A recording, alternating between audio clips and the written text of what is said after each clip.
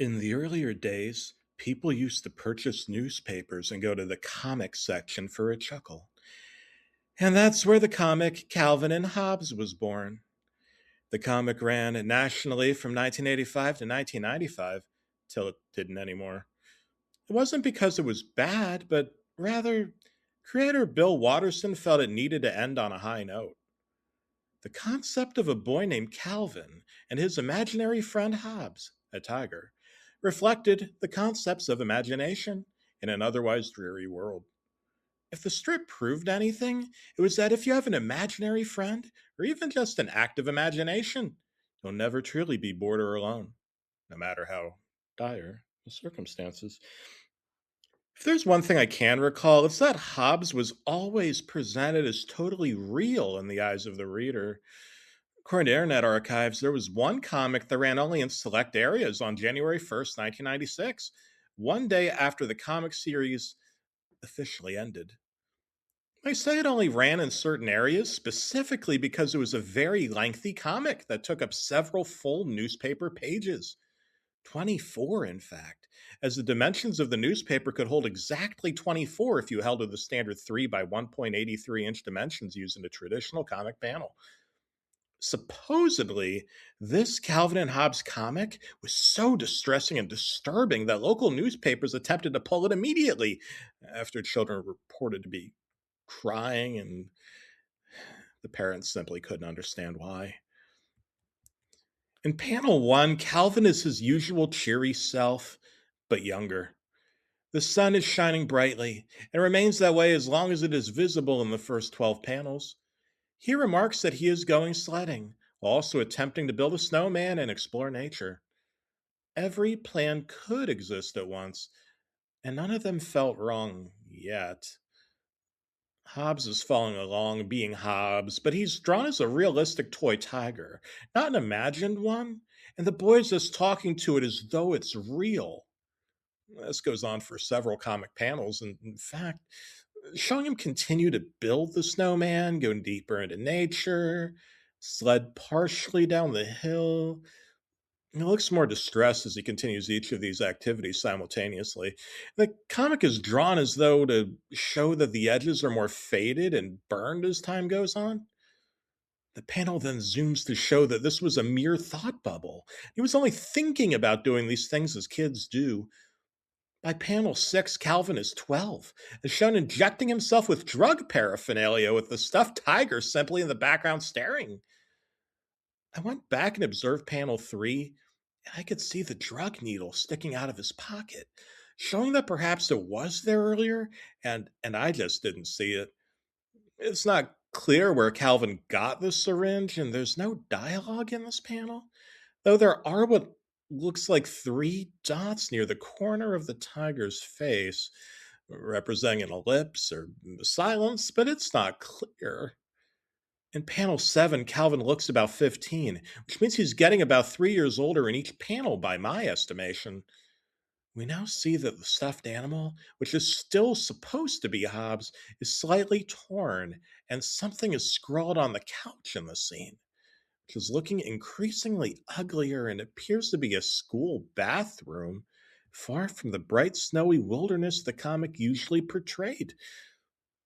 In panel 8, one of the tiger's eyes is missing, and Calvin is burning it to inject himself with something. This didn't make any sense to me. You can't inject friendship or imagination. That's clearly what was being attempted. So you see stuffing pouring out of the neck of the tiger, implying that its throat was slit. It had been completely betrayed, even though it was never real to begin with. He has beard stubble now. He's in his childhood house, but the windows are boarded up.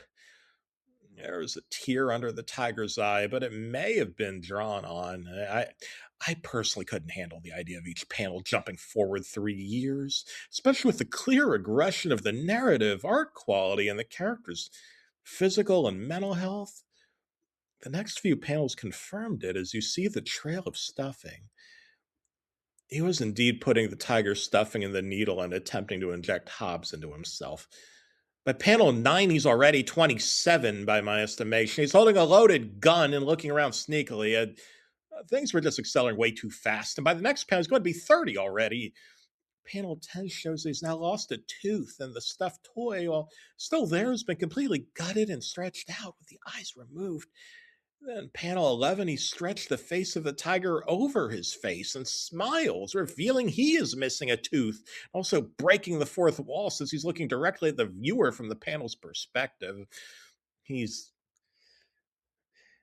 still holding the gun. Panel 12 is completely white and devoid of anything. Panel 13, which would make him 39, shows him in the hospital, apparently asleep or unconscious. There's a bandage over the top of his head, and blood is seeping out of it. It's on life support. You can see a tattered tiger print wristband, all that remains of his childhood friend. I inspected the scene closer and also saw a tiny paw print where his heart should be. There was still no dialogue, and the moon was shown outside, indicating a day to night transition of sorts. There was a breakfast of eggs and bacon on the table. In panel 14, he's still in the hospital. 15 shows he's still alive at 45 years old. We're now on the second page of the comic strip, and he appears to be homeless, huddling in the same snow as his childhood, though this time seeking some kind of warmth.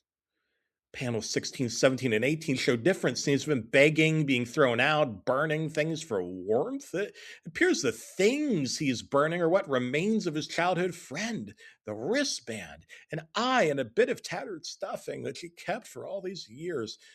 But the years went by very fast, and now it was time to give up the last of what was left, especially since we know what happens at panel 24.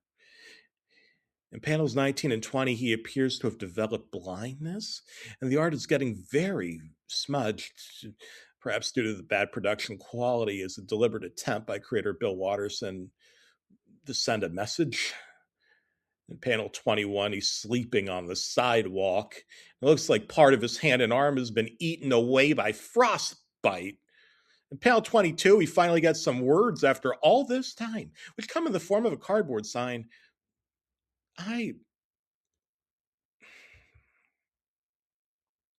personally had hoped for some levity in the midst of all this darkness. Perhaps a humorous quote to bring us back to the type of Bill Watterson writing we were all accustomed to. But all it said was, hungry. Please have. But it was cut off. Perhaps due to a lack of writing resources or an inability to write due to the crippling cold. Pierce's cup of change had 1 or 2 coins in there. It was something, but not enough to buy food. I'd forgotten to count, but by panel 23, he was supposedly 69 years old. Now the comic made perfect but cold, calculated sense. We had seen him live, and now we were going to see him die. I didn't want to look, to be honest. I could feel a lump in my throat growing. My hands were trembling, and with great apprehension, I saw it.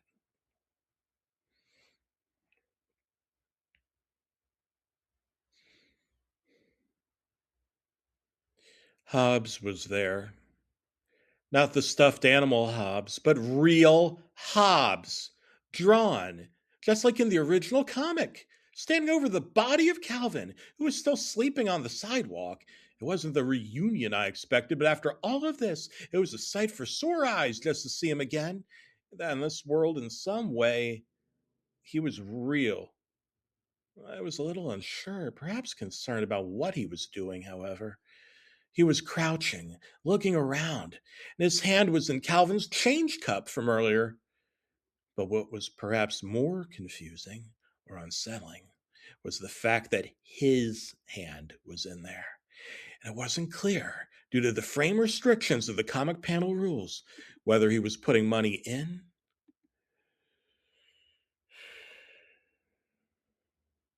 or taking it out.